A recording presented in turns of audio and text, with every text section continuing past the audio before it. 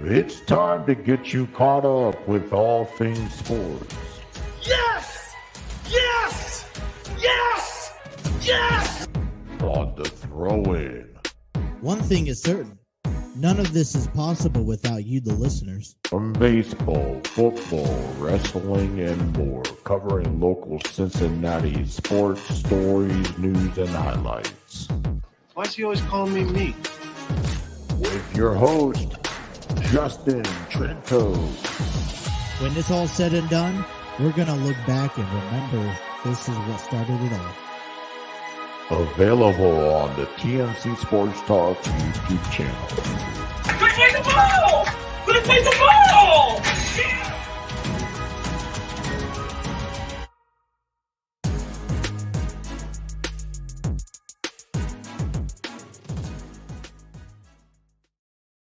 Alrighty, what's going on, everyone? Welcome to a Friday's edition of The Throw-In. Today is Friday, September 15th of 2023, and we made it through a week of sports conversations. It was, I think, a draining week. There's just a lot of stuff that's going on, which is exciting because we get to talk about a lot of sports with you guys, but at the same time, it's all over the place. And if you look back on this week, I would argue to say that, all right, I would arguably say that the biggest news coming out of this week was one of two things. Was one, Texas overcoming Alabama.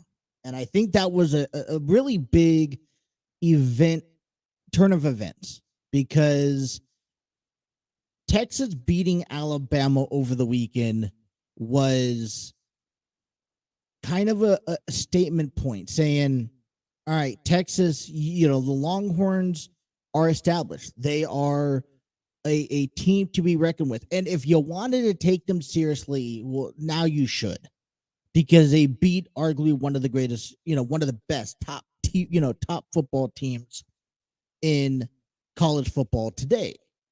And it showed. And now they'll go into this week. And, I think moving forward, people should pay attention to Texas and, not take them very lightly like they've done in the past.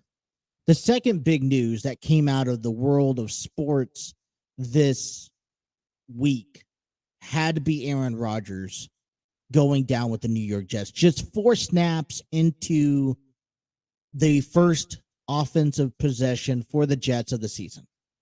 And, we really don't know how the Jets are going to bounce back. And their first test is against Dallas this Sunday at AT&T Stadium. And we'll talk a little bit more about this game, but I think the key thing is that we talked a whole lot this week about the Jets needing to find some sort of answer. Are they going to make some sort of a change as quarterback, or, do they still believe in everything else they built around Aaron Rodgers, and they believe that it's such a strong system that they can get Zach Wilson on board? I think that's important to answer. And we will find out this week. Now, this week against the Cowboys, it's going to be tough because the Cowboys shut out the Giants last week in hey, we're going to directly put the NFL on notice that we're here to win. And that's what we're going to do. And so they'll have a chance this Sunday at home in front of the home crowd to win and embarrass the New York Jets. So that's why right off the bat, that's going to be one of my favorite games of this weekend is the Jets and the Cowboys, because everything else that's been coming into play. Another news that we talked about back on Tuesday a little bit is the official transition and the official merge of Endeavor buying out the WWE has officially came underway back on Tuesday. That means Vince McMahon is no longer the majority shareholder of the WWE anymore. And everything else is going to slowly start changing. Like I mentioned this week, you're not going to see that change tonight on SmackDown. You're not going to probably see that change by WrestleMania, but you will start seeing changes. This is officially a new era under a non-McMahon family concept. And we really, as of right now, they're going to start what they're going to do. Okay, because WWE and UFC has merged together. So what they're doing is that they are combining, okay? They are combining WWE, UFC to create this TKO group holding. And in the stock market, that is what it's called. You've seen Dana Brooke no longer the president of UFC. You got Nick Khan as the CEO of the WWE right now. And there are people already leaving, have been either let go or you're starting to see the effects in the front office. And I think for the first couple of months, that's going to be the big change that comes to TKO owning, TKO group is finding a way where both WWE and UFC can sync in this under the same office. I was reading a report from Nick Khan. I think it was from Nick Khan. Was that one of the ultimate goals was to have SmackDown on Friday, a UFC on pay-per-view on Saturday, premium live event on Sunday, and technically a Raw on Monday, all within like a 50-mile radius. Which I'm thinking to myself, that is pretty incredible. But I think people have to remain optimistic. And what I'm actually thinking about and interested in, maybe, when it comes down to the scenario, is to see some of the first big deals that Endeavors and TKO Group allows the WWE to do. For example, we talked yesterday about Jade Cargill not being booked or even having anything on her schedule, affiliating with AEW after this week. And so, there is that rumor that there is a possibility that Jade Cargill could be a future WWE female athlete. There's also the conversation that puts 2 and 2 together with CM Punk, associating him back with the WWE. That is the fact that Survivor Series is in Chicago, WrestleMania is in Philadelphia. If he made some sort of run, that would be great. And see, Vince McMahon's not making those decisions anymore. Okay, it's a good idea to bring so-and-so in, and let's see what we can do with them. It is a group of creative talent or office people that is dealing with everything when it comes down to contract deals and whatnot. And I'm sure that WWE still has their own, group of people behind closed doors that are suggesting, hey, this could be for, are pitching to somebody higher than them that, hey, bring in, this guy is a free agent. He would be good for business. Can you call him and can we see if we could work out a deal with him? But, we talked about, the Vince McMahon era that ran for the last 30, 40 years. And then the Triple H era that, I know he's still technically, involved, and hopefully Triple H stays involved. And I hope that whatever happens down the road, that somebody from the WWE can stay at the forefront. But, we really don't know the future for a lot of these people, and it could be a good thing and it could be a bad thing. So I guess we're just going to have to sit and wait. But there's, a lot of things have unfolded this week. Another big thing associated with the WWE that unfolded is that there's a possibility that Fox does not renegotiate the contract rights to SmackDown, which is usually held. Now, I believe their contract ends up sometime next year. And as for the last thing that I read was that there was $300 million on the table that SmackDown, I don't know if SmackDown offered or that was their asking price for Fox to air their program. And, for the past couple of years, they've been notoriously focused on Fox. And that's why Roman Reigns is on Fox. That's why you've seen Cody Rhodes and Brock Lesnar and Bray Wyatt, because Fox has its expectations and standards, and they want the TV ratings to be at an X amount of review there. And there is a legitimate, I guess, concern that if you don't hold up the end of your bargain, that we're not going to do business with you. Now, already circling that, table is Amazon and Disney wanting to have a piece of WWE. And maybe they don't own the company, but to be able to have some sort of television deal rights with WWE is probably the second best thing, and especially for SmackDown. Now, I want to be honest. I think that when I think of Amazon, I think of Amazon Prime. And the last thing that I'm willing to do, and call me old fashioned, I don't feel that we should have to pay for a weekly program, such as Thursday Night Football or maybe even a SmackDown down the road.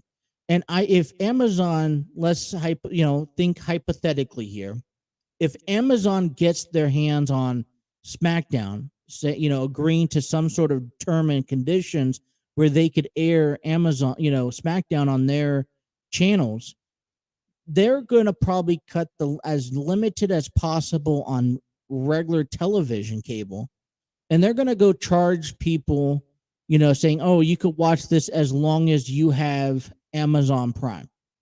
It's going to come down to like Fight TV and how you can watch Impact, which I think is honestly a huge blow for the WWE. The other thing is for Disney side, okay, is that Disney is also, they're kind of stepping outside their comfort zone. I know that Disney has been associated in the conversations with WWE for at least over a decade now.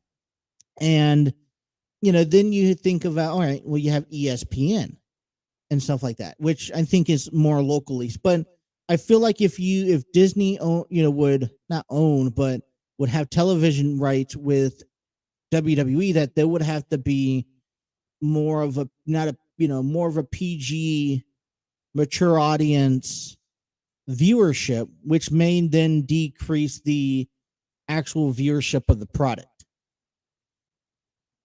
And like I said, this is all coming from me hypothetically. And I'm not saying that this is going to happen. We're still some time away. And I guess I hope that Fox does renew their contract. But I think also we have to keep in mind is that when these television deals with Raw and SmackDown were ongoing, they were affiliated and associated with Vince McMahon and whatever front office he had with them. Like I said, it's going to come down to whatever Nick Khan wants to approve of. He's going to ultimately have to go back and report it and get authorization from TKO, which we really don't know. Now, we've only known endeavors from the UFC perspective, right? Pay-per-view where you have to pay $60-$70 a weekend to watch fights. Some of the times are free, some most of the time they're not. They're strict in their own ways. And so maybe it worked for UFC, but I think we've been so used to, where you're so used to cable television, USA Network. We're so used to Fox, easy channels. We're so used to, what is being displayed now. We're used to the merchandise. We're used to premium live events. We're used to the availability on Peacock. And those are the things that we could ultimately see change down the road. Now, there's competition out there. AEW is a program now. You know, Steve Barber from Armchair Booking Wrestling Podcast. He actually went to AEW back on Wednesday, and he showed, he showed me a picture of their arena of how there wasn't even halfway full. That they kind of squished everyone into this television viewing to make it look like it was, huge. And I'm just like, wow. I almost wonder how they float. I was making a joke I replied in a joke. I'm like, look, they could, go down to the Hits baseball complex down there in Covington and probably have a packed house compared to having a hardly emptied arena at the Heritage Bank Arena this past Wednesday. So, we're still, AEW, I feel it's a hit or miss. And I feel like it's all smoke and mirrors when it comes down to convincing people that they are the best thing, that they have the greatest audience. When you have WWE come in, it's full. I mean, okay, you do have maybe a quarter of the arena packed off, maybe the upper section, but you have people all the way around the arena at some point. So, I feel like this is going for the next several years. I hope this isn't true, but for the next several years, I honestly believe that this is going to be a trial and error. What works, what doesn't work, what can we cost down efficiently, and this and that. And I think one of the biggest blows for me is that we're moving, yes, UFC is a sports entertainment as well, but there's that long time saying that WWE, if you're trying to operate and run a wrestling promotion, you need former wrestlers to help you operate it because they know the ins and out. They know the camera angles. And when you get more men and women behind a desk in suits trying to tell you how Roman Reigns and Brock Lesnar are supposed to turn out, then I think that you're overstepping boundaries. I will never, I like to think that I have a creative mind. I would love to throw in the suggestions, but I have no clue what it takes to go put in or conduct a product like WWE or any other wrestling promotions. I'm just some jabroni behind a camera giving you my thoughts, trying to break down this and that and why it works, why it doesn't work, on my opinions. I'm not taking a factor of what, is actually going on in the real world. Anyways, that was kind of been a couple of big things going out this week and a couple of things to keep in mind as the week moves forward.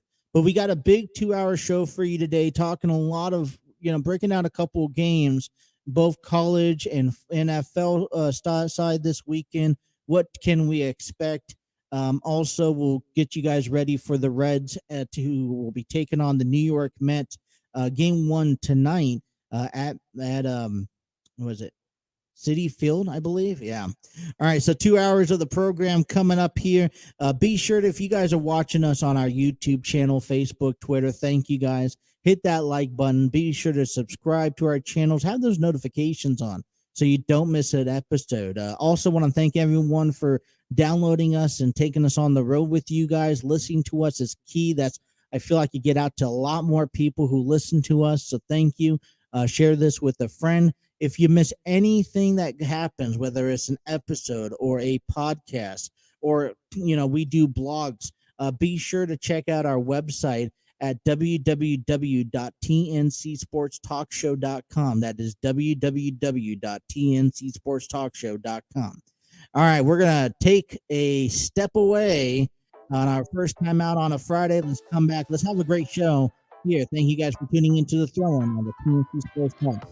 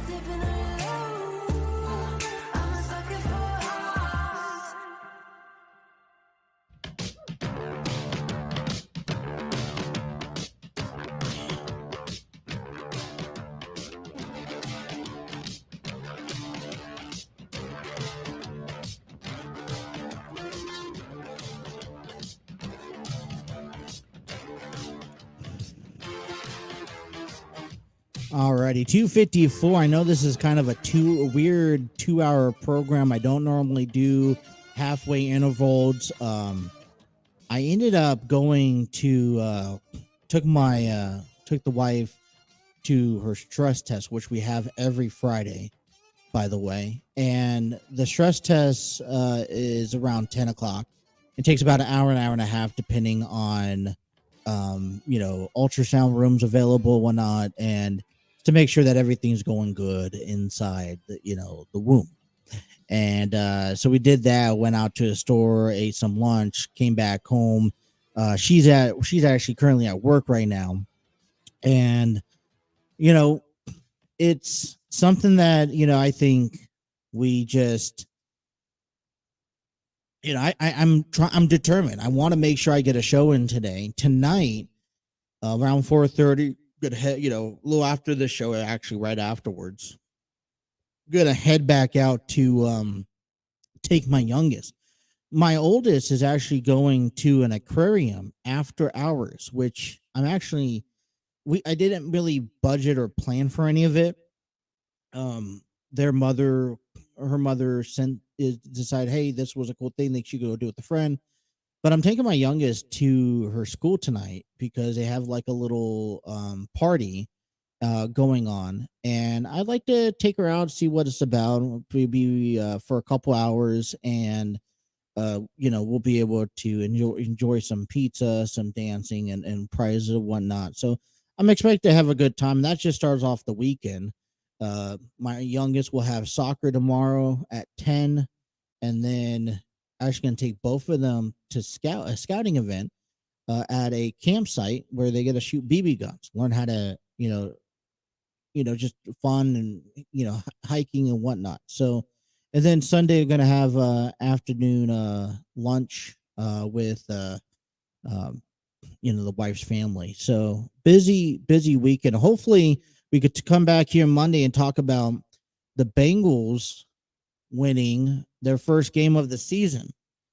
And I'm actually pretty excited. I'm hoping, I guess, that Joe Burrow's new haircut brings just enough luck for what we need to do to win. I don't know about you guys, but I'm a bit concerned. I'm a bit worried about this game coming up between the Baltimore Ravens and the Cincinnati Bengals. Baltimore is coming into this Sunday at Paycor Stadium. Now, they've lost the last 3 times they've met. But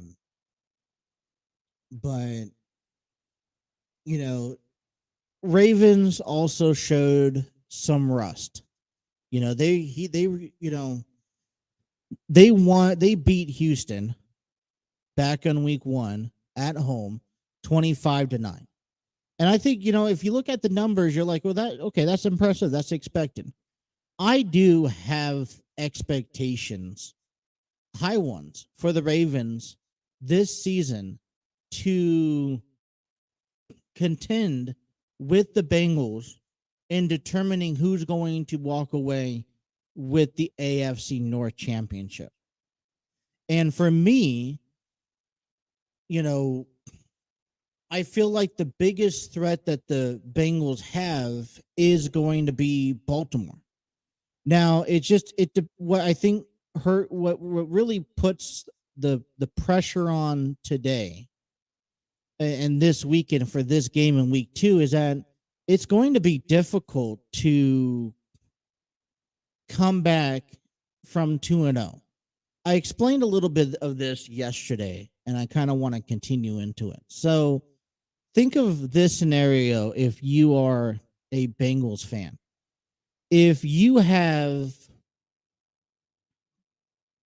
you're 0-1, and if you lose, that means you're 0-2. You'll be the only team in your division that is 0-2 right now on the season. If you lose, that means you're 0-2. That means you're dead last, even if Pittsburgh loses on Monday, because guess what? They have only faced their division once, and that will be against the Browns this Monday. So that means that you're dead last. That's 2 games that you would have to get ahead of just to consider yourself even. That also means Baltimore will jump ahead 2-0 with one game victorious in the division this year, which means Baltimore will have that one game ahead of you, that ultimately requires you to go into Baltimore later on in the season and pick up a victory against the Ravens on the road, which is probably more difficult to do than picking up a victory at home, right? So that's one scenario. The second scenario you have now, if you lose, not only with Baltimore, but now you got to figure out what's going to happen with Cleveland. Because if Pittsburgh wins, guess what? Every team besides Cincinnati would have a victory under their belt. Plus, you're still behind Baltimore, and now you're also still behind Cleveland, who embarrassed you back in week 1. Now, if Cleveland went on to win, Cleveland has a 2-game advantage over the division. So they're 2-0. They have 2 division wins. Baltimore will be 2-0 with 1 division win. So we'll be looking at Monday, Tuesday we'll be coming on to this program saying, all right, Cleveland's in first place, Baltimore's in second, followed by Pittsburgh, followed by Cincinnati. If Pittsburgh wins, I believe you still have Cleveland up front, Baltimore, Pittsburgh. No, I mean, you would actually have Baltimore, Pittsburgh, Cleveland, and then Cincinnati. But still, that means Pittsburgh, Cleveland, and Baltimore will all have a division game ahead of an 0-2 Bengals. Now, I don't know about you, but I don't want to start the season off that way, right? I mean, that would be just, you're asking for no mistakes towards the end of the season. So, I mean, if you could pick up this victory, what does that do? That means you have if you could beat Baltimore this Sunday, that means that you would be ahead of Baltimore. Absolutely. You'll be, and then technically you could beat the worst case scenario if you beat Baltimore is that you'd be ahead of Baltimore because Cleveland has a game over you. And regardless if they win or not, Pittsburgh will then probably also be ahead of you. I mean, so second or third place behind Cleveland. And you start the season off 1-1. If not, you'll be chasing Cleveland early on this season, who is trying to be one of those, is trying to say, show people that, hey, you should take us seriously. We're here. We're going to be the underdogs that are going to slide right into the playoffs this year. So you look at this weekend's game. Joe Burrow last week was 14 for 31. He went for 82 yards. Was not probably the worst performance I can ever watch Burrow. He didn't have the grip of the ball. It was in the rain, and it was just he was getting tackled left and right. Lamar Jackson went 17 for 22, probably the better games. 160 back with Houston, he did 169 yards, 1 interception. Last week, Zach Flowers did 9 for 78 yards. Waquan Smith and Patrick Quinn had a total of 27 tackles in just alone. Now, I feel like there are similarities for the Ravens and the Bengals. And I think one part is it's going to be defensively, secondary. I don't know why I feel this way, but I feel like there is a young, unexperienced defensive backs when it comes down to the Bengals. And they're definitely going up with a similar matchup. So I'm assuming in this matter that this is going to be more of a high-scored game. We're looking at another like 34-30 scenario, but it's going to come down to who makes mistakes. Now, Joe Burrow is dealing with the calf injury. And here's the one thing I could speak on behalf. That means he knows that his calf, he has a tightness. And that when that tightness comes into effect, he's going to feel it. which means is that he's not going to try to make exotic moves to get out of the pocket, to buy himself some extra time, and to be able to get the ball down the field. He's going to sit back, stay in the pocket, probably favored maybe not jumping so much on his calf to help protect that, which means he's going to allow sacks and tackles. And that means if the play doesn't develop in, lickety split just like that, then that's where we're going to struggle. So how do we change that? Well, we know that Jamar Chase is going to be covered. We know that Boyd is going to be covered. We're going to have to find some of the under guys quick routes and just start working our way up the field. The second most important thing that we're going to have to focus on heading into Sunday's game, I believe, is going to be attacking the ground game. The run game is going to be crucial and essential. Okay. That means Joe Mixon's going to almost have to have a perfect game this weekend. So, and I think that's the controversy. If you are Baltimore, that's very similar. If you're the Ravens, Lamar Jackson can run. And if he, so you don't have, there is a run game there.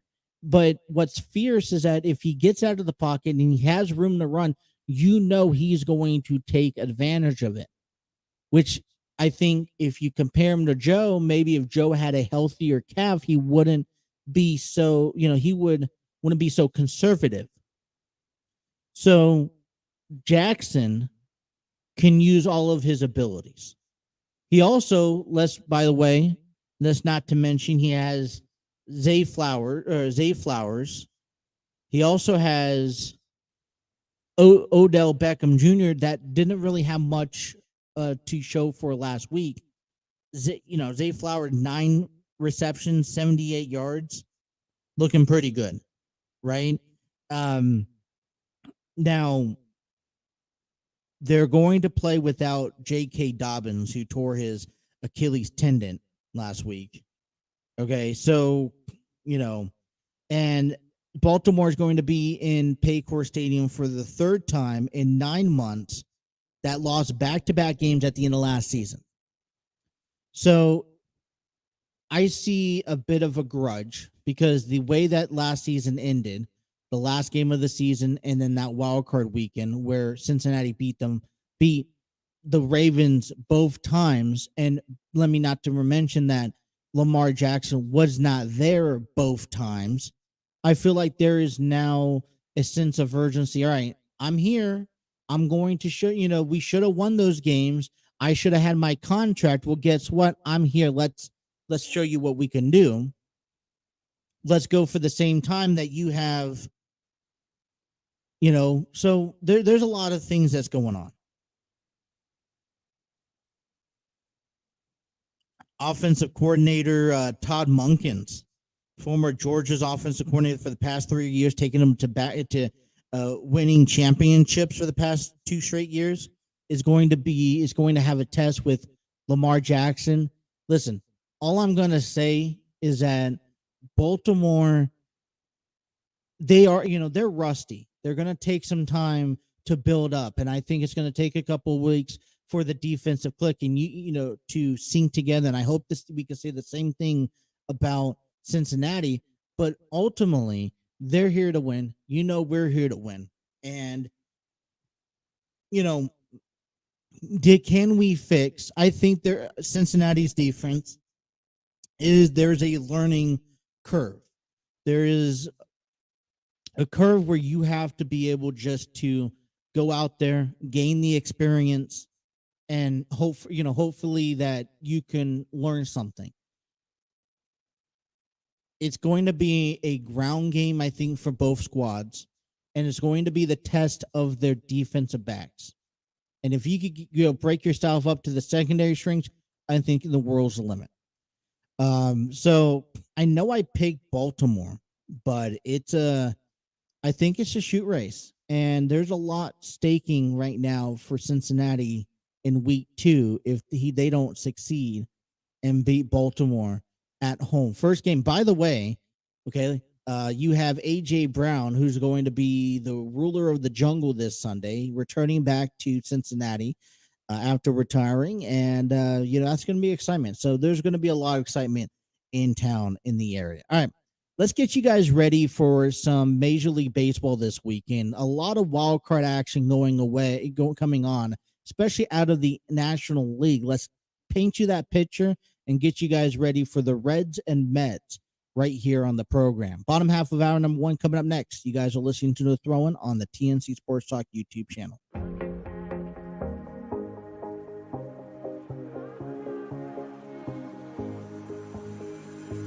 Looking back at the good times before it all went down, climbed right up on the hillside, a different view of my life. You left me running on and on, but I don't care, would you let me in? You said goodbye like everything's gone, everything that we could have been. But I know you're my liability. Yeah,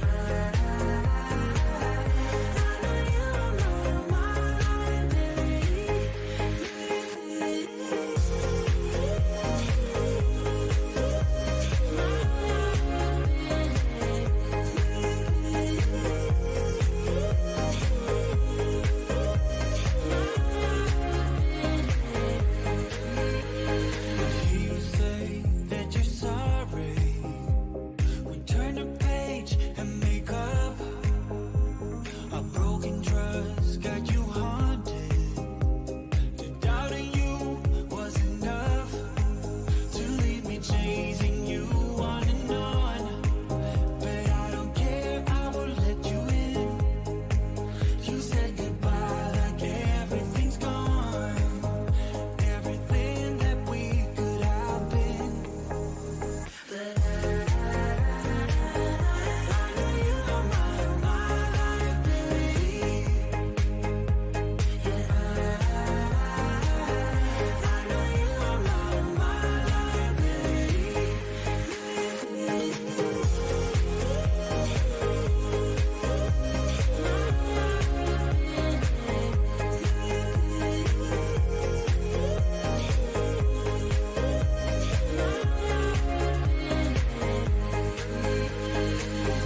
Oh, what a hopeless case we could be.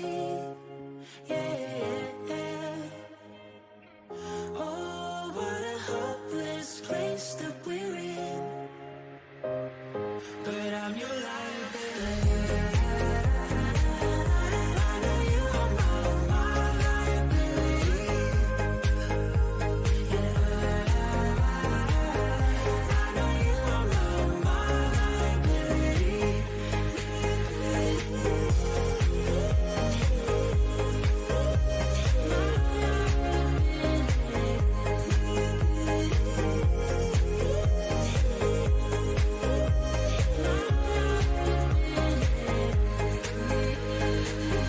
Oh, what a hopeless case we could be.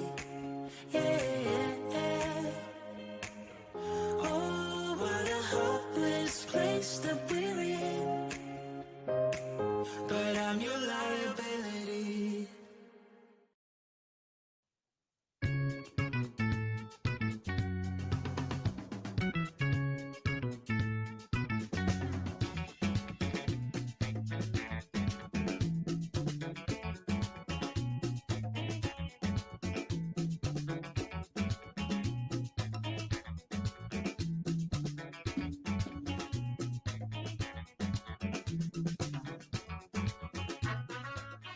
Alrighty, 314, bottom half of hour number 1 coming your way. Want to give a big shout out because we are the proud home of.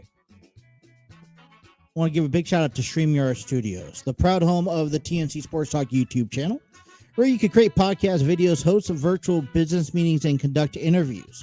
Check out their free version today at StreamYard.com. You know, a side note, coming up Monday, okay, coming on Monday, you guys, if we go live like we are going to schedule a live, because hey, we are officially less than 4 weeks before my son arrives. I know time has flown by. 9 months have flown by so fast. But if we do a live like we're planning on Monday, we got appointments to do. So I don't know what time we're going to be doing one, but I want to make sure I get one done. That's going to be the 100th episode of the throw-in uploaded on our YouTube channel.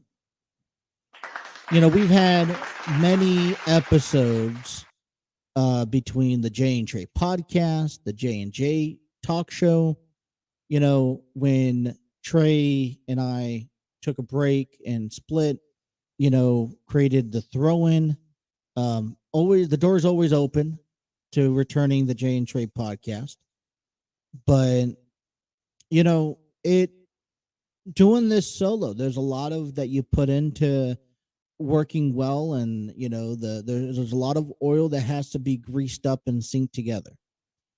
But I enjoy it. We got off to a strong start at the beginning of the season, and you know, throughout the month of the end of spring and throughout spring and summer, we were on and off through talking about with taking some time off mentally, personally, you know, dealing with a lot of that lately. Been injured with my lower back injury for coming up on a year now. And so, you know, finally going to be able to have surgery. We'll find out a little bit more in the next week or so. But, you know, it's been a journey. And so we'll get to begin next week in a little bit of a celebration, regardless of if the Bengals win or lose. But we're also hoping to celebrate a 3-game series. Hopefully the Reds come in and they take care of business and they at least take 2 or 3. Now, you know, it's a little bit disappointing when you see when you go into, you know, on the road and you take 2 or 3 and you're expecting a sweep, or, you know, they pick up the first 2 games. But, you know, it's more important to pick up the series victory than to get the sweep. I got to say. I would, you know, it's coming down to the final 2 weeks of the season where you got the Mets 3 games, you got Minnesota 3 games, then you have Pittsburgh 3 games. And by the way, Minnesota will be Monday, Tuesday, Wednesday. Pittsburgh will be Friday, Saturday, Sunday, and that will wrap up the home schedule. And then we'll head out to Cleveland for 2, and then out to Busch Stadium for 3. And practically that's 162 games, and the season's done with. So we are on that virtual stretch of, all right, we could take a break, you know, and breathe a little bit. But where the Reds are placed at 76 and 72, you know, they're on that. All right, what do we need to, you know, they're on that stretch where they're tied right now as of today with, you have, let me see where the standings are. You're tied with San Francisco and Arizona that currently hold the tiebreaker over you because of how the series or season, if the season ends today. But you're tied for the 3rd wild card spot. And let me remind you that Chicago's 4.5 games. No. Chicago is 2.5 games into the 2nd wild card spot. And Philadelphia has 4 games into the 1st wild card spot.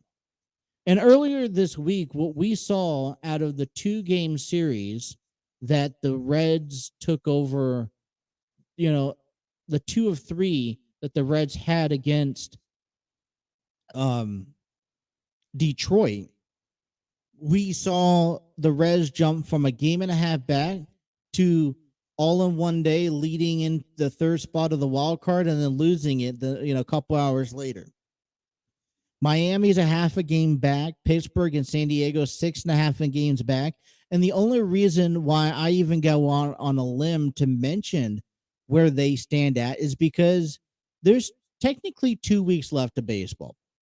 You got about, I'm going to honestly give them about one more week, and now it's going to have to take some miraculous thinking. Pittsburgh's probably going to have to sweep the Reds and then win all out for the remainder of the season if they even want a chance at capturing a wild card spot. Same thing for the Padres. They just got done, taking 2 of 3 against the Dodgers, which, I guess you don't really want to count them out yet, even though you can almost be certain that their seasons are almost done. But if you look at the National League, and this is why it's so interesting to be a National League team, because you have Philadelphia's on a stretch, one bad weekend, they could be out of the wild card. Chicago's the same way. You got Philadelphia, that's 3, Arizona 4, Cincinnati 5, Miami 6. 6 solid teams. And let's not mention Pittsburgh, San Diego on the outside looking in. And so this is already wrapped up in the final stretch. You would, kind of want to assume that, okay, who has, determined the teams that have that certificate of, all right, we have sealed the deal. The only team right now in the books that has any guarantee to the postseason is going to be the Braves. They clinched the division earlier this week. The Dodgers, I want to say sometime this weekend, I can almost promise you, maybe the beginning at next week the most, the Dodgers will be the second team that clinches a playoff spot. If not, will clinch a division title. Milwaukee is 4.5 games above Chicago, and I'm not really quite considering Milwaukee or the division right there. I'm not going to consider Cincinnati because they're 7 games out, and I'm just, a lot will have to go since he's way to, anything's possible, but a lot of things have to go their way. But then you also look at, so those are where the standings play right now. Take a look at the American League here. Baltimore has a game and a half above Tampa Bay. Houston has half a game above Texas and a game and a half above Seattle. Minnesota is the only division that looks to be solid where they're at. And they could clinch probably later on at the end of next week or so. The wild card spots right now, Tampa Bay holds 9 games above. It looks like they're sealing their deal in. Hey, Baltimore, Tampa Bay going to be the 2 guaranteed East Coast teams at some point here in the next week or so that will guarantee a playoff spot. It's going to come down to who's going to win the division. Texas is a game above in the second spot. Seattle holds that third spot. Toronto is only a game and a half behind. Boston and New York, 7.5 games behind. They're on the outside looking in. I don't really quite see much of them going anywhere. But you look at Seattle, you look at Texas, you look at Toronto, anything could happen. Toronto's trying to stay alive, and I think it would be nice to see that fight. In the National League, we're focused more on the wild card race because it seems like they have their division kind of mapped out. In the American League, we're looking at division that's still up in the open. Now, as I mentioned, Baltimore, Tampa Bay looking like they have a sealed deal, but it's whoever doesn't win the division is going to be the one to have the first seed in the wild card, which means they'll have to go face either Houston, Texas, Seattle, even Toronto in that respect.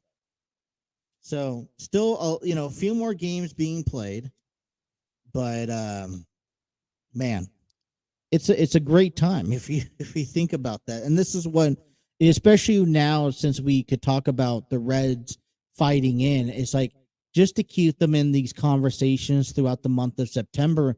I'm satisfied, because I don't want to be one of those teams. It sucks to be one of those teams that at this point of the season, we're talking about what's going to happen next year.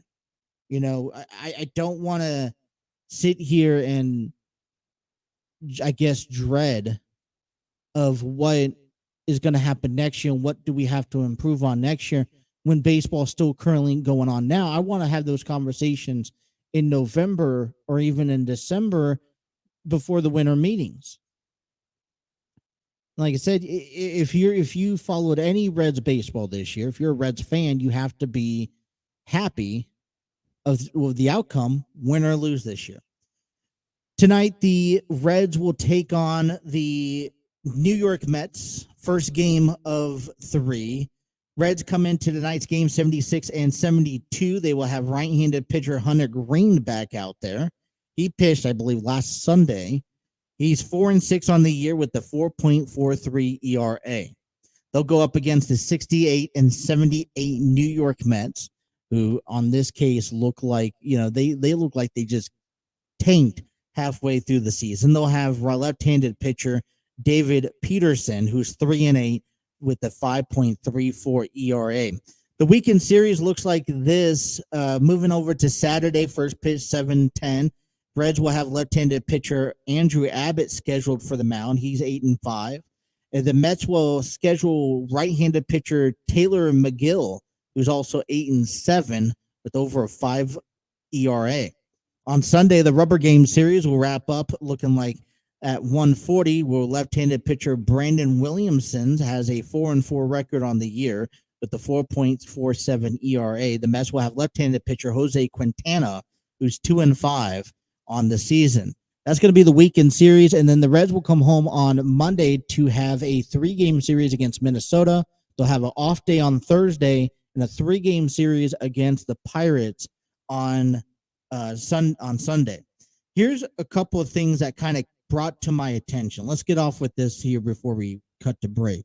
TJ Antone heads to the IL with a right elbow discomfort. Remember, TJ's kind of coming back from Tommy John. Ben Lively was reactivated from the COVID list, which he will get an opportunity at a later date to have an outing. Cincinnati's bullpen is going to be strong, and I think that's what's going to run the Reds into the weekend for the remainder of the season, which is good, and you want to see that too. Cincinnati season's best 21 2/3 of consecutive scoreless innings from the bullpen before Sam Maul's home run on Thursday in Thursday's loss 8-2. Reds reliever has worked 589 1/3 innings this season, the most in the NL in the National League besides the Giants. Relievers has also led in saves at 49, tied with the Toronto. 44-27 is their record out of the bullpen with a 3.94 ERA, 567 strikeouts, 5th in the National League. Wow, impressive numbers. Coming up in weekend series, what a round out of town scoreboard looks like for this weekend. New York is over. The Yankees are over in Pittsburgh taking on the Pirates this weekend. As we mentioned, the Reds and the Mets, the Braves and Miami. Washington is taking on Milwaukee. Philadelphia is taking on St. Louis. San Francisco and Colorado will continue their series, although they were postponed yesterday. And Chicago will take on Arizona for the weekend series. So, a couple interesting things.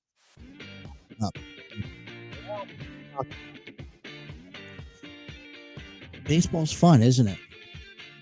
Hour number 1 is wrapped up here. Coming back in hour number 2, we'll talk a little bit more about the NFL games, what games kind of stand out to me this weekend. We'll also talk a little bit about college football and the big hype between now Colorado State and Colorado as shots were fired, and now it's became personal as the in-state rivalries will go head-to-head on tomorrow night in NCAA football action. We'll also wrap up as Friday Night SmackDown is coming up tonight live. John Cena makes his return on the Grayson Waller effect. So, still much more to come. Hour number 2 begins here right after this. You guys listen to The Throne on the TNC Sports Talk YouTube channel.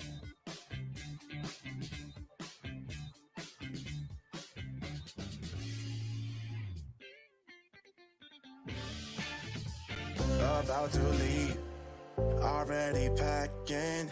Come with me, I'm not really asking. We'll get away to a place where we don't know. About to see the world in action, what we can be. Life with no distractions, we'll get away. This is what we waited for. Take my hand, we'll make it somehow. We can't miss out. I'm done living life with the lights out. Die with my own doubts. Be free with me. Let's go, let's be free with me.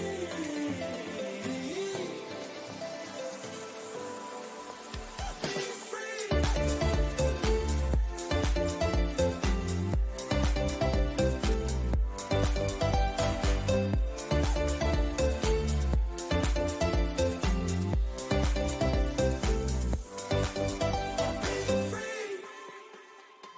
Not looking back, eyes on the freeway, Bonnie and Clyde, a classic cliche. We're on the run, this is what we waited for. Take my hand, we'll make it somehow. We can't miss out. I'm done living life with the lights out. Die with my own doubts. Be free.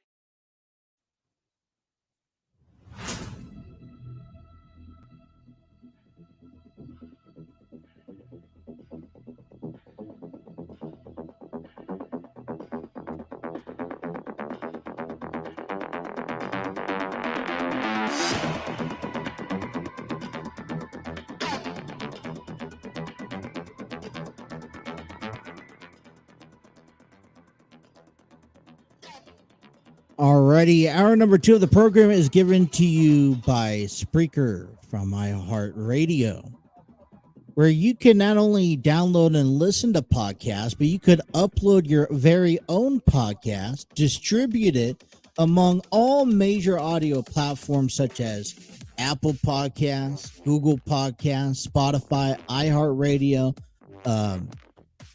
Spreaker. If it's a podcast, you'll find it. You can be able to view your analytics and also be able to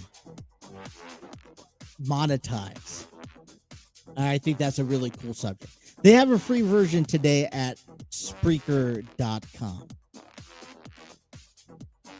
I mean, they're just a fascinating whirlwind of things that they offer, and I think the Steve over that Armchair Booking Wrestling podcast that went ahead and did actually introduce me to Spreaker, and it's so I got my YouTube, I got StreamYard to stream my episodes live on Facebook, Twitter, and YouTube. And then I also got Spreaker to upload on my audio platforms. And then I got my website that I could merge both of those two together, create blogs and whatnot, and any information I need. And I can send people to my website where you can find everything. So I feel like it works all together.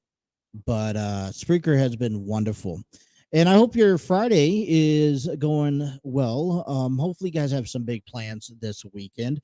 Just gotta, so we talk heavily here lately about a local business that's in our northern Kentucky area called Aspire and Glow. Loved met the owner a while back. His name is Tony. Great guy.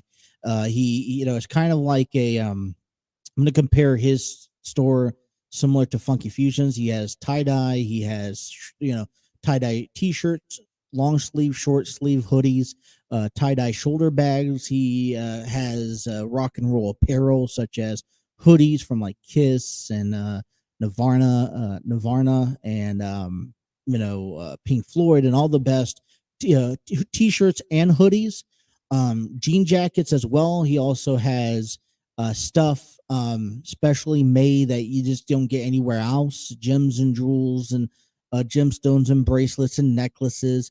He also was talking to me a lot about his Bengals gear that he's been working so hard to finally get in, and he just got it in today. And he showed me a couple of that stuff, and they look fantastic. So got to send people out to Aspire and Glow. If you're able to stop by the store, say hi to Tony. But if not, man, check out the website. We've been working on this website, still growing, but we got a lot of stuff going on. It's called the website is www.aspire-glow.com. And basically, he has product items from his backpacks, hoodies, jackets, shoulder bags, bracelets, blankets, necklaces, and more as we continue to upload this stuff onto the webpage, so that we can kind of bring these products to you guys, the viewers. So if you guys are listening to this out on the West Coast, or you guys are unable to stop by, visit this website, check out what he has to offer. Shipping and handling is all in there as well. Take advantage of our buy one, get one 25% off bracelets with promo code 25 bracelets throughout the month of September. It's a really good deal. He has them at unbeatable prices. Bracelets right now, $12.99. You'd probably find these Guardian Stone bracelets that for like $20. So it's such a big deal.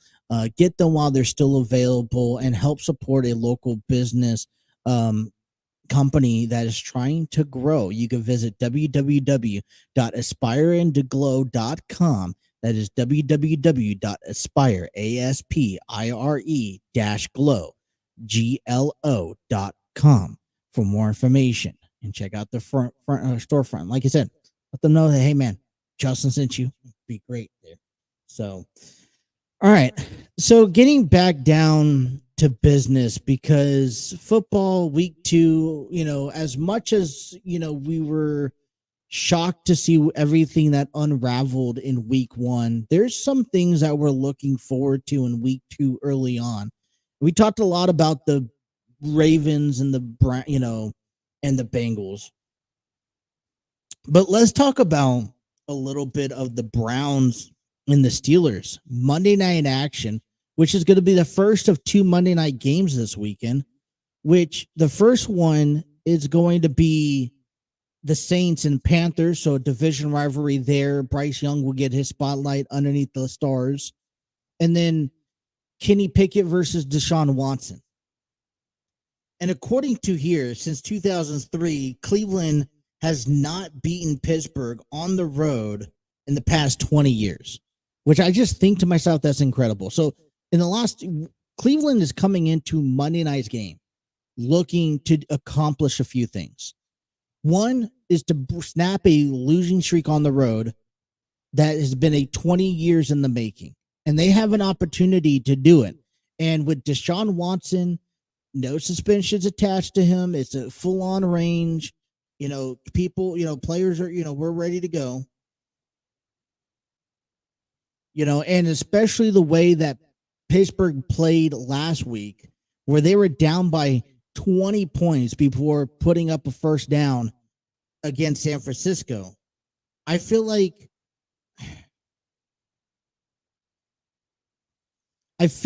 this is a perfect opportunity for the Browns to capitalize and showcase that, hey, they're a serious team in the NFC North.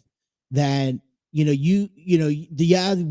there's Joe Burrow, there's Lamar Jackson, but hey, remember me? I got traded. The Browns picked me up, and everyone went haywire and probably shoot the gun saying that I didn't belong in Cleveland. But we have we're gonna be having a chance to be 0-2 and 2 games up on all the other teams in the division, matchups. So I fear, there is a favor for the Browns to win. And I know this kind of sucks if, we talked about the rate, being a Bengals fan. And it's like, what? Pittsburgh should win. They'd be 1-1 with the Bengals winning. It could be all evened up again. But it's the momentum. It's just the same reason when Detroit hosts Seattle this weekend, why the momentum from beating Kansas City last week should play into effect. I mean, Seattle lost, and this is a team with Geno Smith, and that's growing into their own, building themselves back up. That they have the expectations of being at the top of the AFC West, and they get beat by the Rams. So, I mean, I'm kind of on this. I have to be realistic. And this is where I'm on the side of the Cleveland Browns. But, that's only because, I mean, other than the momentum, other than the sense of urgency, and also what I saw last week, compared to what Pittsburgh has, the only thing Pittsburgh has over Cleveland is that they have a 20-game winning streak at home against them dated back since 2003. So that's the reason why maybe this game is also something to pay attention to heading into the weekend. All right, a game to also not take probably a really big game heading into this weekend is going to be Kansas City and Jacksonville Jaguars. Kansas City, if I'm not mistaken, has not started the season 0-2 since the 2014 season, which is, we're going on 9 years now. And this is going to be a AFC divisional rematch between Trevor Lawrence and Patrick Mahomes. Now, remember back on Thursday, Kansas City, here's the thing. We say Kansas City loses. And okay, let's brush it off. Because there's not, it's like you lose one game, you're not really worried if you're Kansas City. I even say if you lose 2 games back to back, the first 2 games of the season, why be worried? Because Kansas City has shown to you before they could get off to a slow start and still find themselves playing in the Super Bowl and winning championships. For Jacksonville, this is payback time. And there's, they're at home. You got Trevor Lawrence, and they'll try to make it 2-0 for the second time in 17 years. There's a lot riding on this game for Jacksonville. But I think for Jacksonville, if you're 2-0, if you're 1-1, I still think you're in a comfortable position that, the only thing Jacksonville will do by winning this game Sunday against the Chiefs is give themselves the confidence, the motivation, probably show the AFC they're saying that, hey, you know what, listen, we could also beat the Chiefs. And just like, Cincinnati does during the regular season. So why, we should be, start taking us seriously also. Right? This is making that statement, and you have a chance to do it. Now, here's the downside for Jacksonville, which would actually help a lot with Kansas City, is because they finally signed Chris Jones to a 1-year deal. Okay. And he's going out, although he's been opted out for the preseason and all that stuff. So he's only working on a few days practice. He may be limited, but I think he should be good to go. And then also the good news is that the tight end Travis Kelsey could be playing the game because it wasn't nothing seriously. His knee was just hyperextended. So that is good news. Jaguars coach Doug Peterson is winless in 3 games against Andy Reid. So I'm just trying to put the pieces together. Kansas City's 0-1, and I don't see them going 0-2. I'd be shocked to see them go 0-2, although I wouldn't be worried. Doug Peterson has not beat Andy Reid in the 3 times he's faced him in history. Okay. The Chiefs will also have Chris Jones and Travis Kelsey available, which were 2 key players that missed out last week's game. That I wouldn't necessarily say that those 2 players not playing cost the Chiefs a victory, but just imagine if they were available, they could have been go-to guys to seal the deal late in the game. But Jaguars are looking to pay back the loss that they had back at the divisional game, in the AFC divisional game. So this is what sets up to be a really intriguing game because of those scenarios. I still have Kansas City picking up the victory, unfortunately. All right, another game that is on my radar before we get to break, and I'll wrap up my radar list here, has to be San Francisco and Los Angeles. It's a 4:05 p.m. game Eastern Standard Time. Both teams are 1-1. San Francisco went in and beat Pittsburgh 30-7. They just dominated the ball all the way down the field. It was unbelievable. It was over before it started. Los Angeles Rams, Matthew Stafford stood, kind of shocked a little bit of everybody by picking up a victory in Seattle, by the way, against the Seahawks. San Francisco has won 8 consecutive regular season victories over the Rams, which, I don't think none of that changes. San Francisco right now thinks to themselves, all right, we stuck with Brock Purdy. How can we define ourselves as the ultimate team in the AFC? AFC has Kansas City. How can we define ourselves? Because they don't believe that Philadelphia is there quite yet.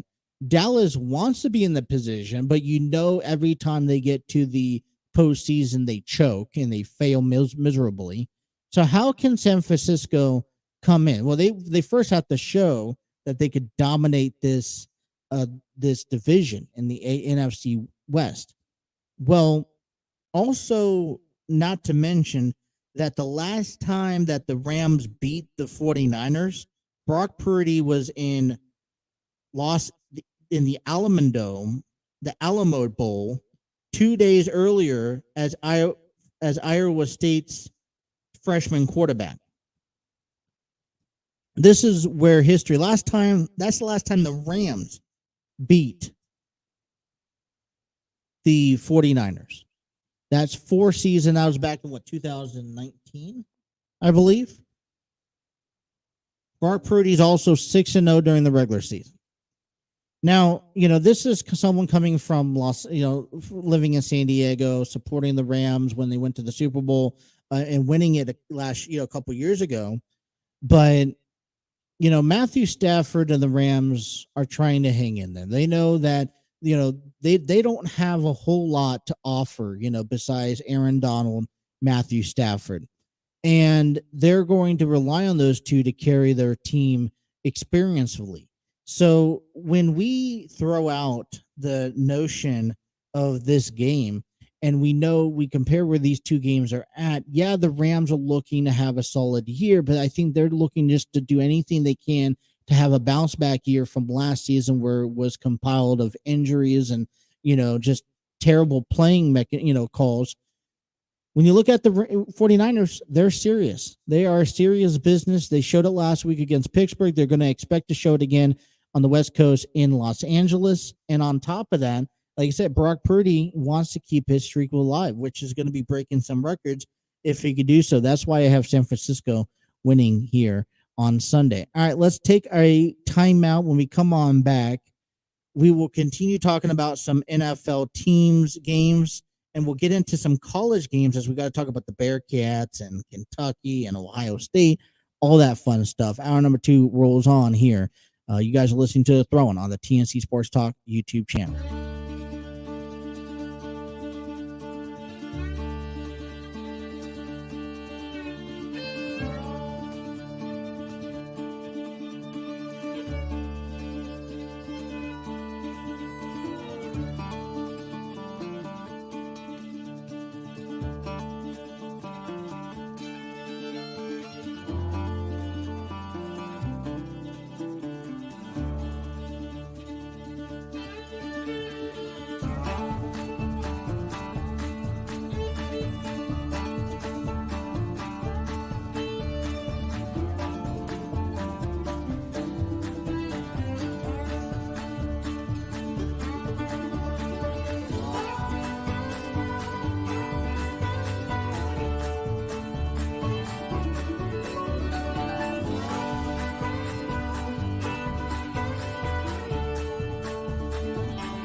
What's going on, everyone? Justin here from the TNC Sports Talk YouTube channel. I want to give a big shout out and thank you to you, the listeners. That's right. Without you guys, none of this is possible. I would also like to take the time and invite you out to our merchandise page, thanks to T Public. Our merchandise page is where you can find all of our brandings from the Throwing, which is currently active weekly, to the TNC Sports Talk official brands, to either the prior shows that was part of the TNC Sports Talk Foundation. Within all the brandings, you can select T-shirts in both men and female sizes, apparel such as hoodies, kids onesies, kids T-shirts, phone cases, notebooks, coffee mugs. They have a vast majority. This is why I love T Public. And right now, if you spend $80 or more, you get free shipping. And so we want to invite you out to our merchandise page by heading on over to tpublic.com/user/TNC-sports-talk, or even using the QR code up in the right-hand corner. We want to thank you guys again, the listeners, for supporting us, and we hope to see you guys out wearing our merchandise.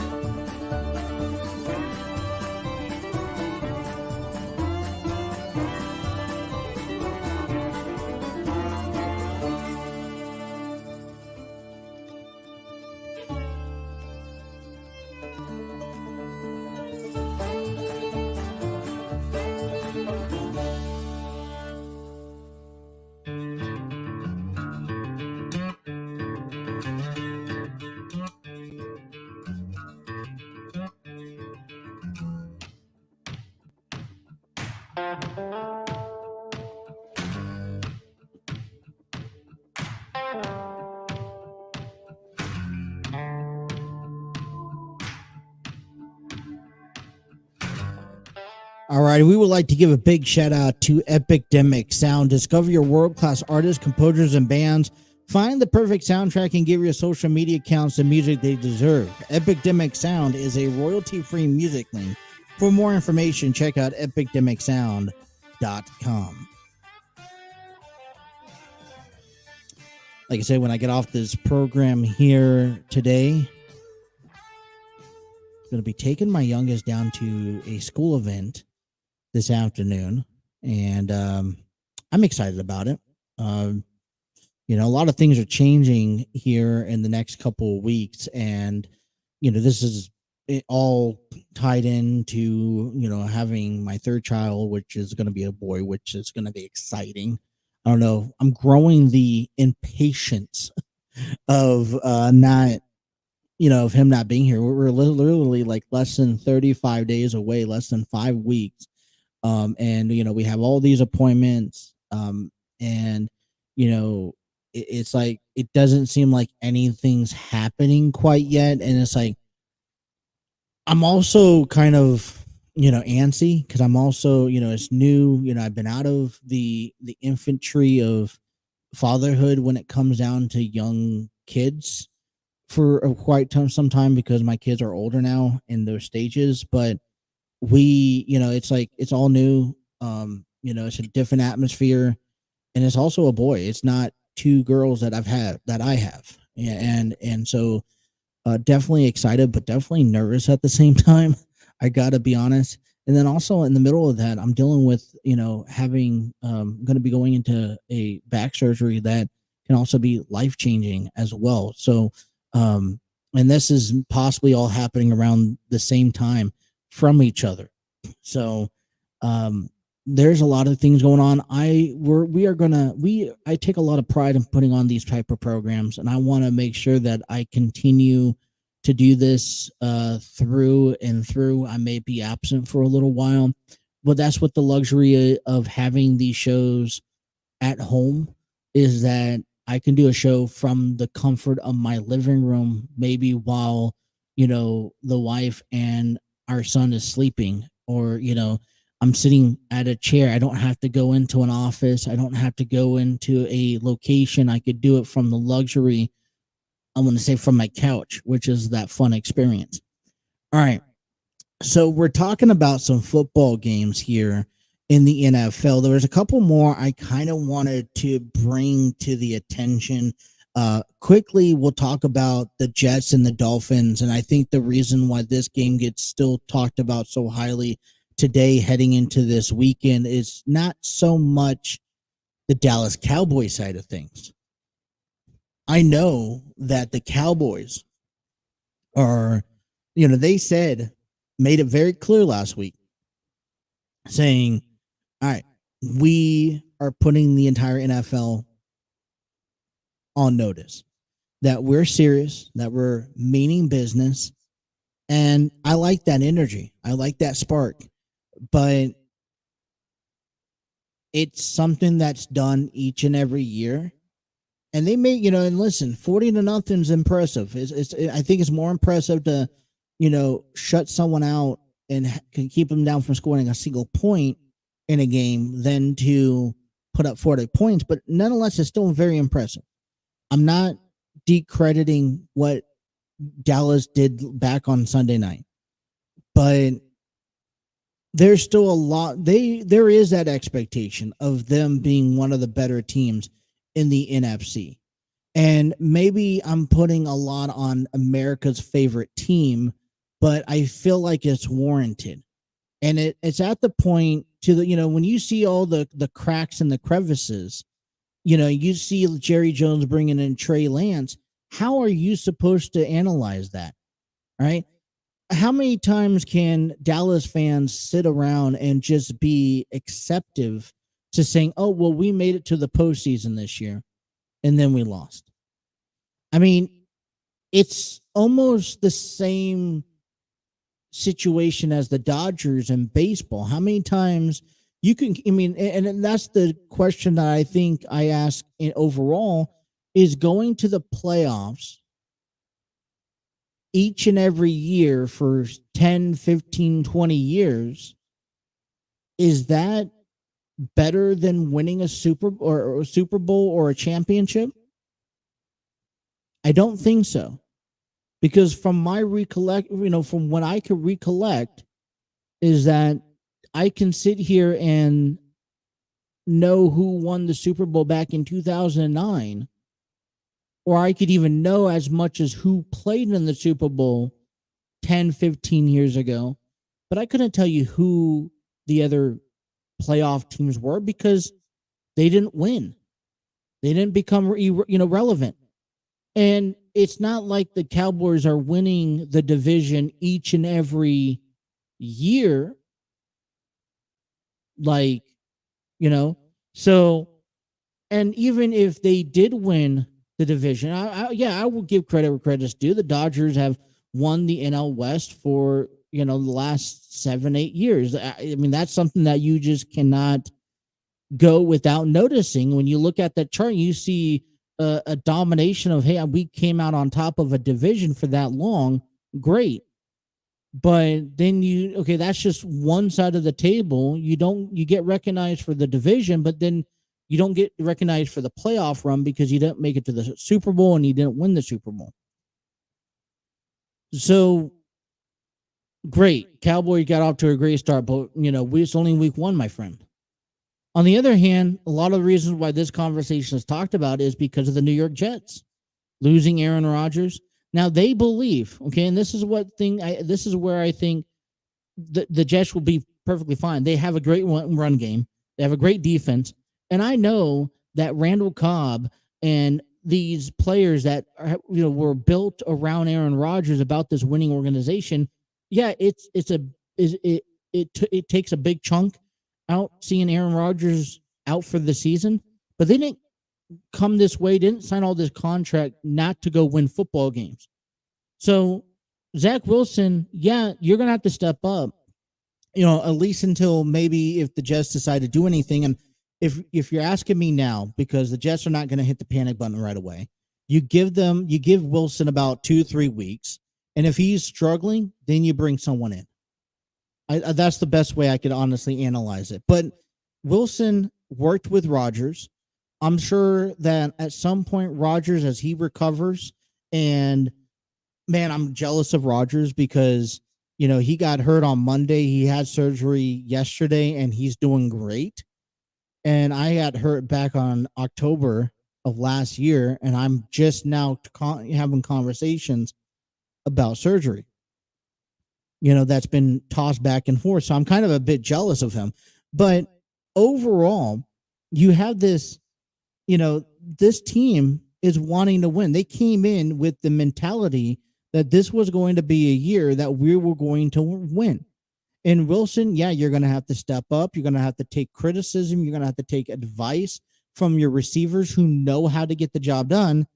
And hopefully at some point throughout the season, you could take advice from Aaron Rodgers to help. I think it's going to be key this year that Aaron Rodgers still finds a way to communicate and spend one-on-one time with Zach Wilson, whether it's off the field, whether if he's up in the, if he's chirping in the ear, throughout the game, something. He needs to keep the communication alive.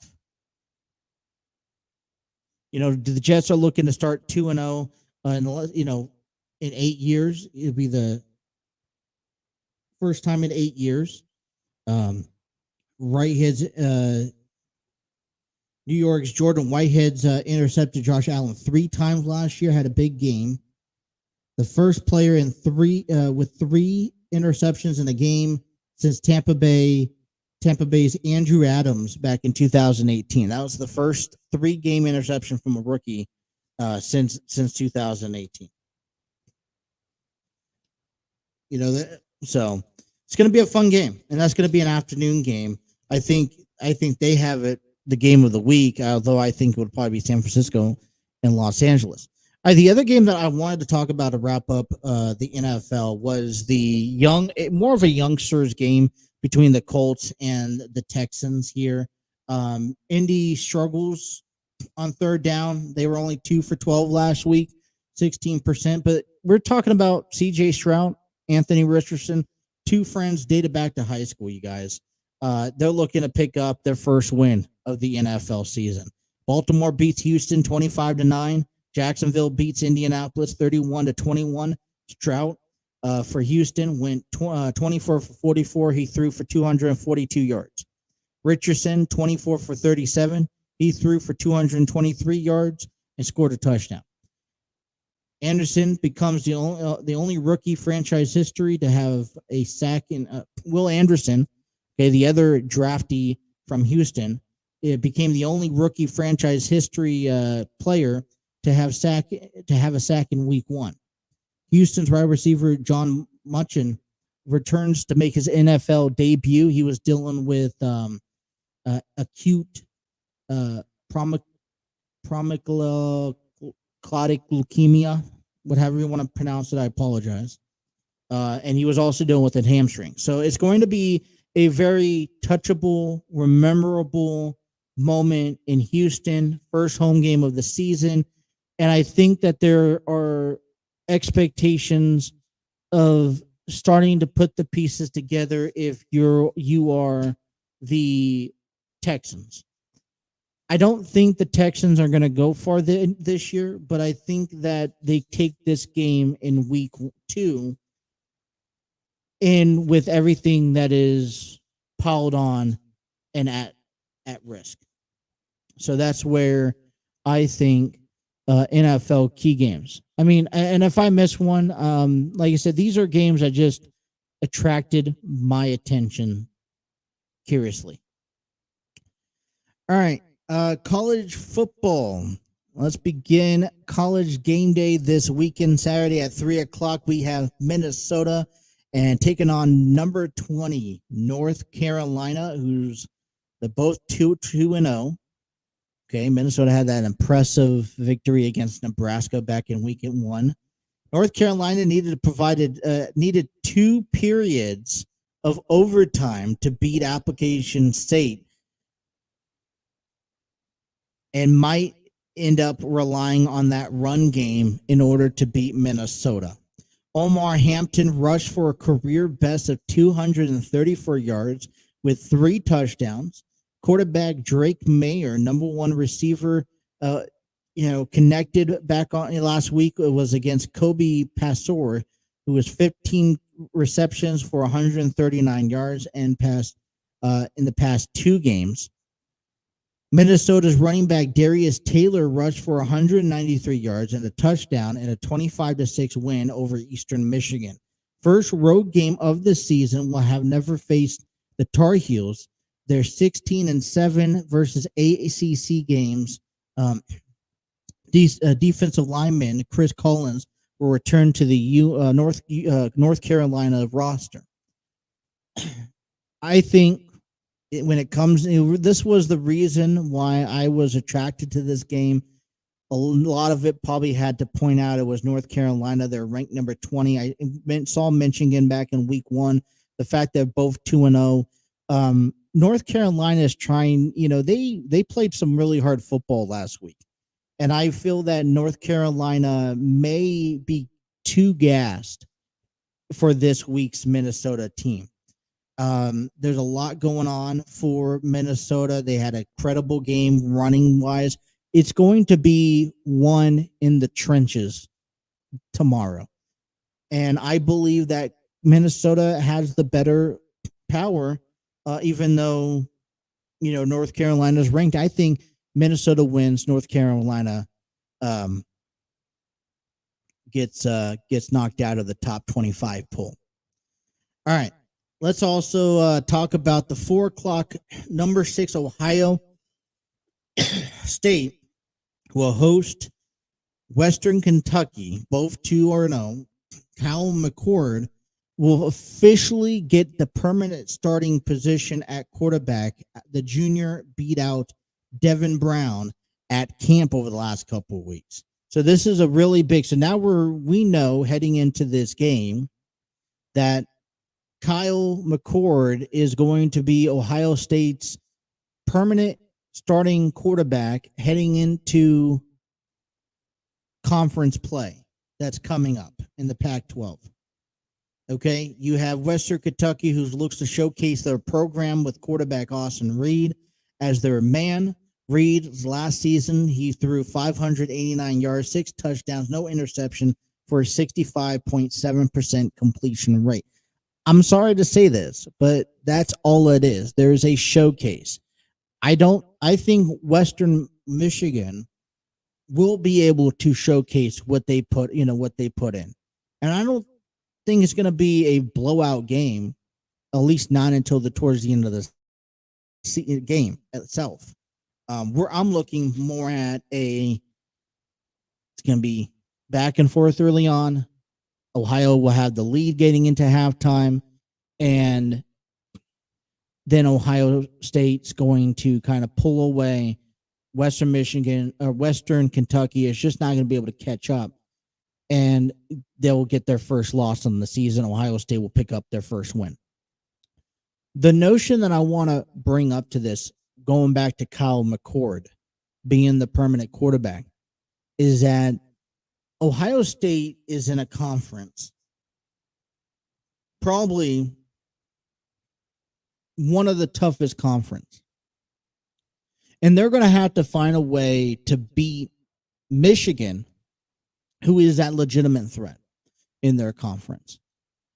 And I question, I don't, maybe it's just the lack of knowledge I have on Kyle McCord, but you question exactly how good Ohio State can be if they can't beat Michigan. Sometimes you got to beat the tough teams when it counts. All right, we're going to wrap up because I want to talk about Cincinnati as well, Kentucky, when we come back and talking about those games. So we're going to take our last break. Also, a little brief insight of SmackDown tonight as John Cena returns to be a special guest on the Grayson Waller Effect. Bottom half of the program coming up next. You guys are listening to The Throw-In on the TNC Sports Talk YouTube channel.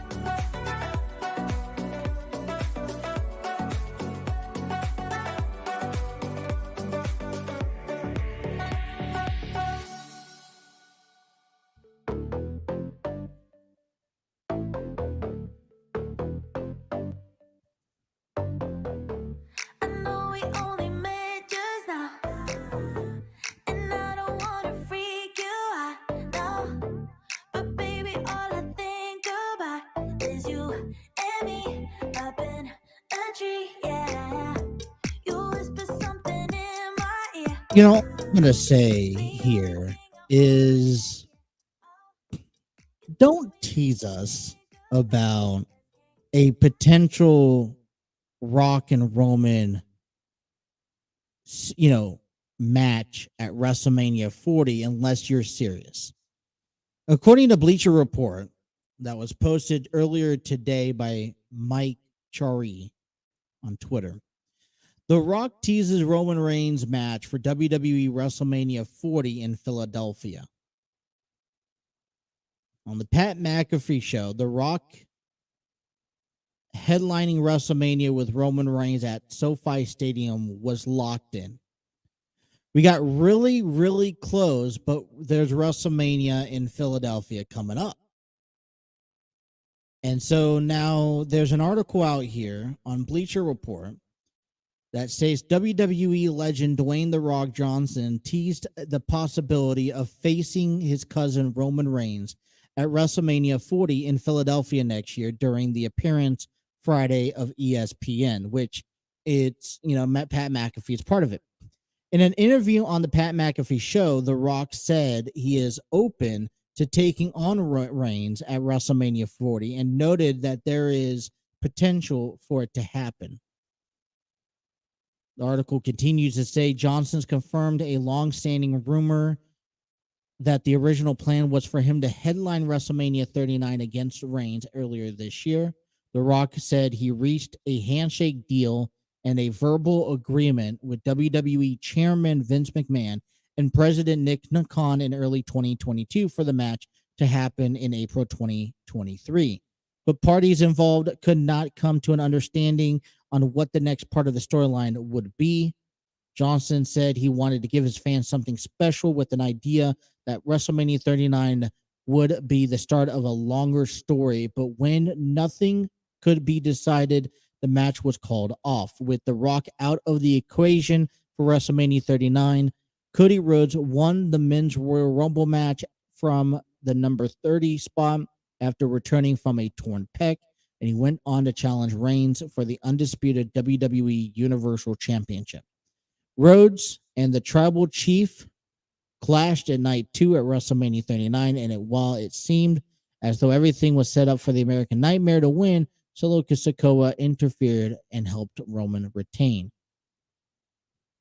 For the 51-year-old Johnson ceased working a full-time WWE schedule in 2003, and after competing at WrestleMania 20 and 2004, he did not have another match for 7 years. Worked with Cena and Punk and a couple others.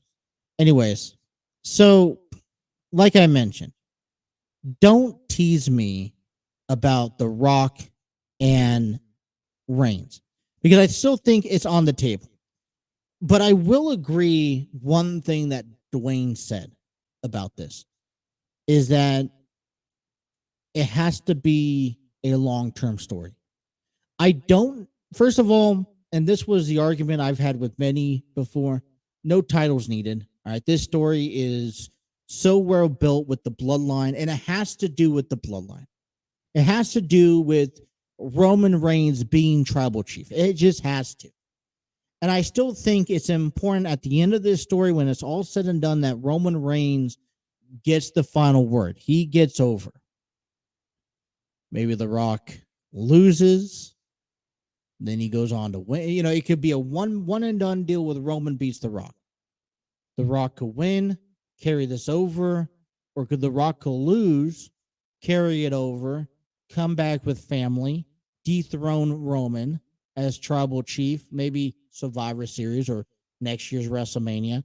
And then for the last and final time, maybe even possibly finally ending his, The Rock's career, in-ring career, losing to Roman Reigns. So there's really limited options. But the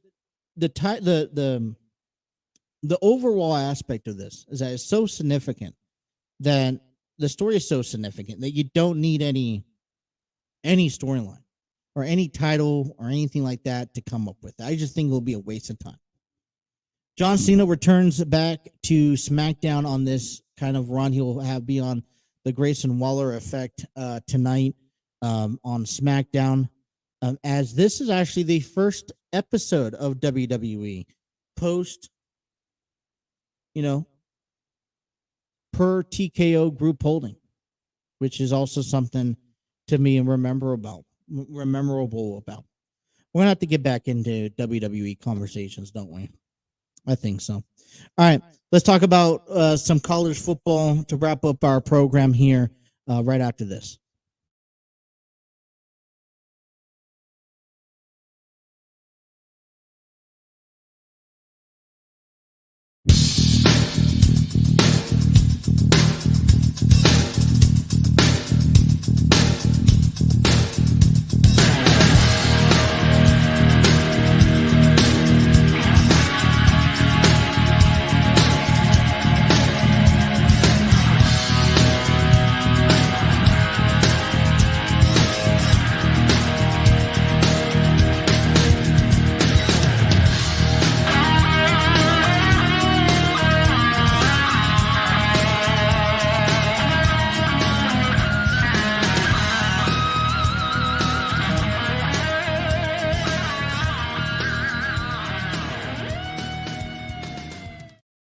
We can't have a show without giving our friends over there at Armchair Booking Wrestling Podcast a shout out. Join Steve and Dwaylen as they talk nothing but professional wrestling. Their latest episode was actually uploaded today, called the WWE UFC TKO merger. So, and listen, Dwaylen's an encyclopedia for knowledge, and when it comes down to professional wrestling and this enriched history, Steve has a looks. Let's just be honest, and they two come together and they put on an incredible podcast. It's been going on for quite some time, and they are always willing, bring in new content. I also want to wish Steve's wife a speedy recovery. She actually went into surgery on her foot just a couple hours ago, so hopefully she has a speedy recovery. I was talking to Steve about the ins and outs of what it's going to take. About 6 to 8 weeks she has to be off, so a lot of times he's going to have to do a lot more work, and I'm like, all right, I'm just not ready for myself on this, in this case. You guys could also check out you could go subscribe to their YouTube channel at the Armchair Booking Wrestling Podcast. Also download them and listen to them on all audio meeting platforms. Be sure to follow them on all social media as well. You could go check out Dwaylen's individual podcast called Intellectual Podcast Rockstar. Steve has a Cubicle Chat podcast on audio platforms as well. All right, so we are down to 2 games that I think are important to talk about. 7:30 tomorrow night, Akron takes on Kentucky, both 2-2. Devin Leary and Twavon Robinson's is going to be a dynamic duo, as we expect Kentucky to begin their conference play next week at 3-0. We're also hyped up to watch Miami, Ohio, who's 1-1, taking on Cincinnati, 7:00 tomorrow afternoon. This is going to kind of build the momentum. Cincinnati is going to go win their game tonight against New York. That vibe is gonna carry back from New York to Cincinnati at Nipper Stadium tomorrow night. The Bearcats are gonna go on and beat Miami, Ohio. Okay, they're gonna be 3-0, and it's gonna lead into a Bengals win against the Ravens this weekend. That's exactly how it's gonna go down. That's the only way it can go down. Cincinnati 2-0. Miami has received 16 straight defeats by Cincinnati since 2006. The last win in Cincinnati was actually back in 2002. Bearcats tied Clemson for the highest home winning percentage with 26-1 since 2009. That is 96.3%. Emory Jones has a 75.5 completion rating, 470 yards, 7 touchdowns, 1 interceptions. He's averaging points per game about 46.5 for Cincinnati. Miami is only averaging 22 points. Okay. Redhawks are 41-28. Win at UMass last week. That game was also a 5-hour and 5.5 hour game.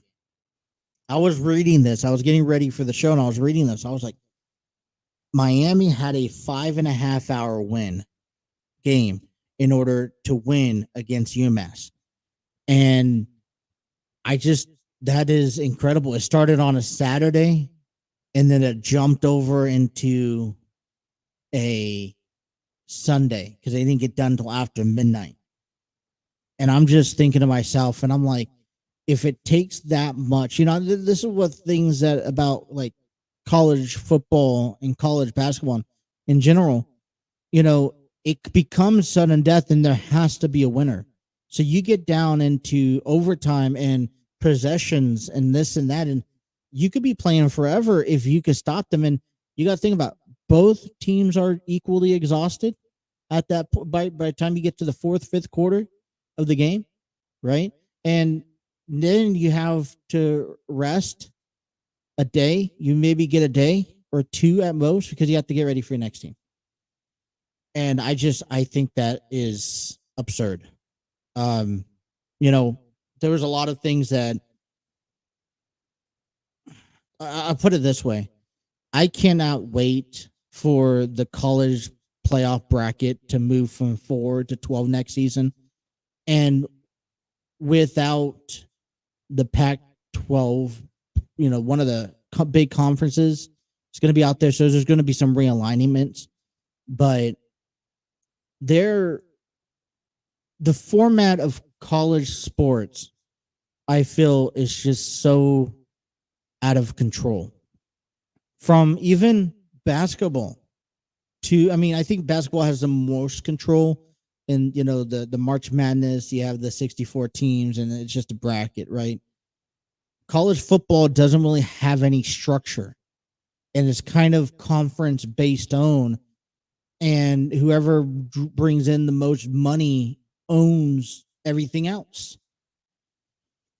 A game that we're going to be interested in kind of paying attention to is Colorado State taking on Colorado. Colorado State is 0-1. Colorado is 2-0. You're taking on Coach Prime, Deion Sanders Jr.'s team. There was stuff said earlier in the week that made things personal. And I watched the video of Coach Prime speaking on behalf of that. He was like, listen, we mind our own business, and we wanted to have a nice friendly fire game, among, interstate rivals. And apparently Colorado State went on and said some certain things about Colorado that just, it pokes the bear. And now you can almost guarantee that tomorrow night, Colorado is going to be very physical, very dominating. And I wouldn't be surprised if I didn't see Colorado put 20, 30, 40 points up on the board to beat Colorado State. And, I talk a whole lot about the hype and the buildup and maybe the showboating for Colorado. They only won 2 games. But, when teams have to put you in the spotlight, like what Colorado State's doing to Colorado, they're trying to, Colorado's trying to impress. They're trying to build up and show everyone, hey, we're a good team. We're just going to show you on the field. We're not going to talk about it. We're not going to go out and do much more. We'll celebrate when we celebrate. We'll respond when we need to respond, but we're going to keep it also a friendly game. But when other teams, put you on that spotlight, it's something different. All right, that is it for our program this afternoon. We are ready for a lot of sports this week, and a lot of football, a lot of baseball, Reds, Mets, Bengals, Ravens, you name it, a little bit of everything for you. Be sure to tune us back in Monday. I don't know when, but be sure to tune us back in. Hit that like, share, and subscribe button. If you guys are watching us, be sure to leave us a review on our audio platforms. And if you guys miss anything, be sure to check out our website at www.tncsportstalkshow.com. That is www.tncsportstalkshow.com. We'll be uploading videos, episodes, audios, and blogs, and more. That's all the time we have for our program. My name is Justin. Thank you guys for tuning in to The Throw On the TNC Sports Talk YouTube channel. Take care. Have a great weekend.